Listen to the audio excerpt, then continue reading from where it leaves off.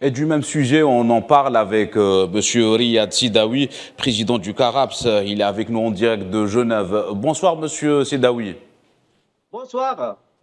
Bonsoir, merci d'avoir accepté notre invitation. Alors, Monsieur Sidawi, avec ce rapprochement, peut-on dire aujourd'hui que c'est le début d'une nouvelle ère entre l'Iran et l'Arabie Saoudite? Absolument, je pense oui.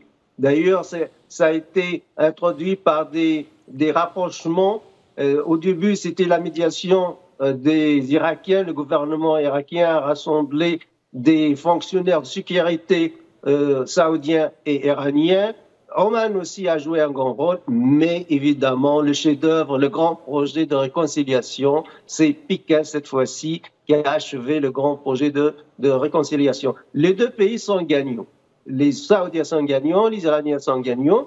Qui sont les perdants? Les perdants sont les commerçants des armes, les complexes industrio-militaires aux États-Unis d'Amérique qui ont alimenté la guerre entre l'Iran et l'Irak pendant 8 ans. On ne sait pas pourquoi.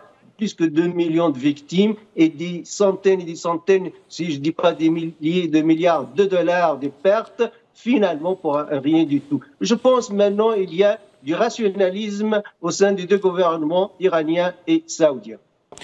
Monsieur Sidawi, quel serait l'impact sur le plan régional, quel serait l'impact de ce rapprochement dans la région des pays du Golfe et le Moyen-Orient en général? Je pense tout d'abord, le dossier prioritaire, c'est le dossier yéménite.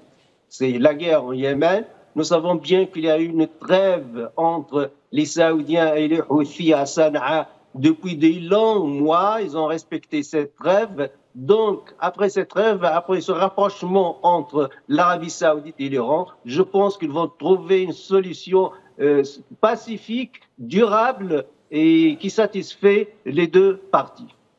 Très bien, Monsieur Riyad Sidawi, vous étiez avec nous en direct de Genève. Je rappelle que vous êtes président du CARAPS. Merci pour cet éclairage.